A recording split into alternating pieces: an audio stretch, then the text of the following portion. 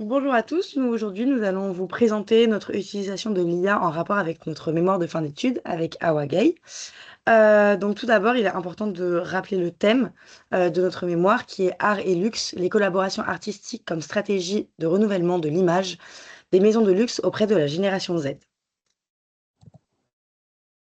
Donc tout d'abord, notre problématique est comment les collaborations artistiques impactent l'image des maisons de luxe auprès de la Gen Z. Awa Gay et moi-même avons travaillé de nombreux mois sur ce sujet. Et nous avons réparti le travail vraiment de manière équitable, étant donné qu'on avait nos stages aussi à côté qui nous prenaient du temps. On a décidé de faire une partie ensemble en totale collaboration et de se laisser des libertés sur d'autres sujets, d'autres parties. Donc par exemple, dans tout ce qui, dans ce qui s'agit pour trouver la problématique, le thème, on l'a vraiment fait toutes les deux en fonction de nos ambitions et de ce qu'on aime dans la vie. Et on a décidé de faire l'introduction ensemble. Pour la revue de littérature, on a fait chacun 10 articles, enfin 11 et 10. Et après, pour la méthode quantitative, c'est moi-même qui l'ai menée à travers un sondage via Google Form. Et Awa a mené la méthode qualitative.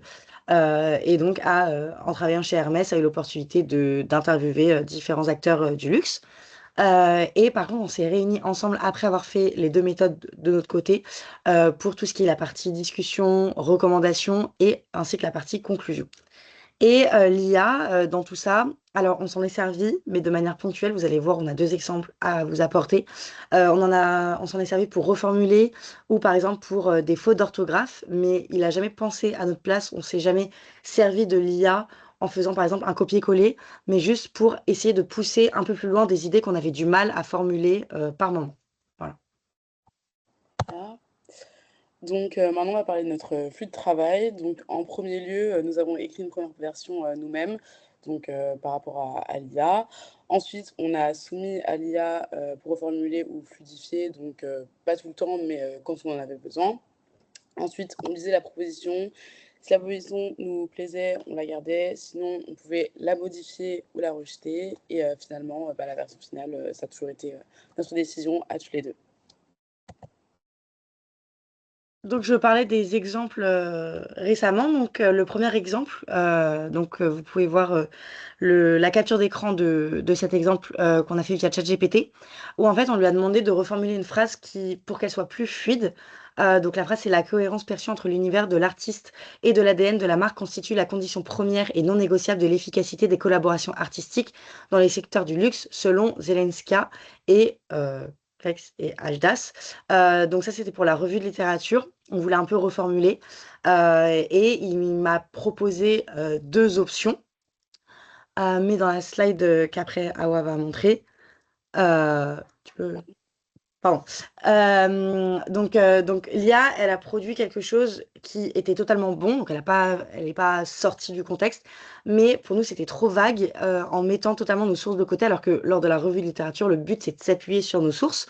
Et donc on a décidé de rejeter totalement et de garder notre formulation à nous, même si peut-être qu'elle n'allait pas enfin elle n'était pas forcément dans nos attentes, mais en tout cas elle était beaucoup plus claire et beaucoup plus compréhensible.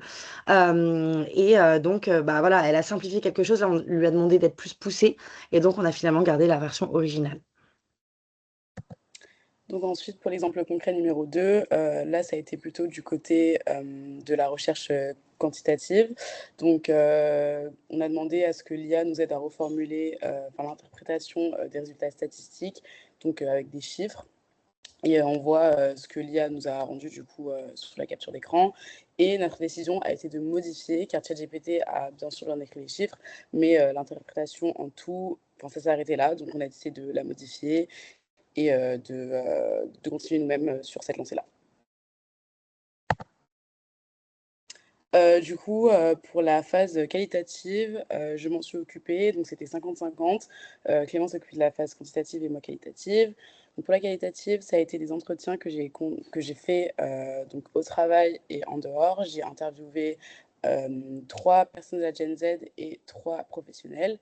Ensuite, j'ai fait les retranscriptions moi-même en m'aidant de sites MP3 sur internet, mais la retranscription a été faite à la main par moi.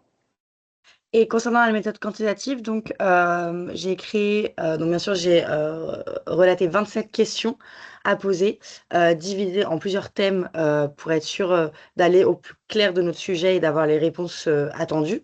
Et donc j'ai créé un formulaire sur Google Forms que nous avons partagé via nos réseaux sociaux, donc WhatsApp, Instagram, Snapchat, et qui après ont été relayés, relayés, relayés. Donc même des personnes qu'on ne connaît pas ont également répondu. Donc en tout, on a eu 44 réponses. Et par la suite, une fois que toutes les réponses ont été collectées, je les ai mises sur Jamovi. Et là, j'ai fait les analyses via Jamovi pour avoir vraiment quelque chose de clair, de concis, sur lesquels on pouvait s'appuyer pour vraiment faire une vraie analyse quantitative.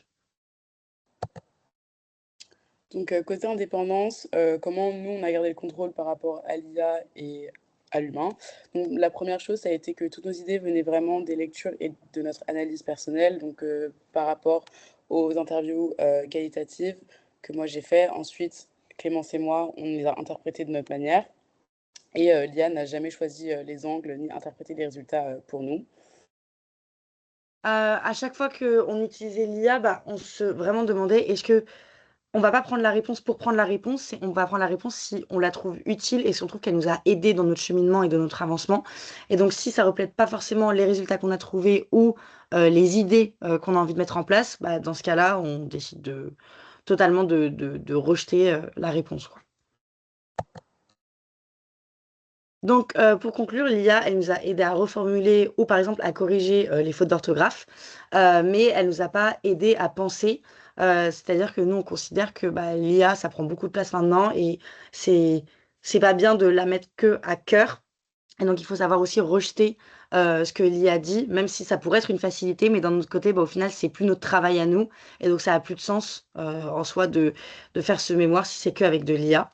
Et donc, notre thèse, elle a une idée qui est forte, qui est propre à nous. C'est nous qui l'avons créée, donc c'est un sujet qui nous intéresse particulièrement. Et donc, même les réponses nous intéressaient.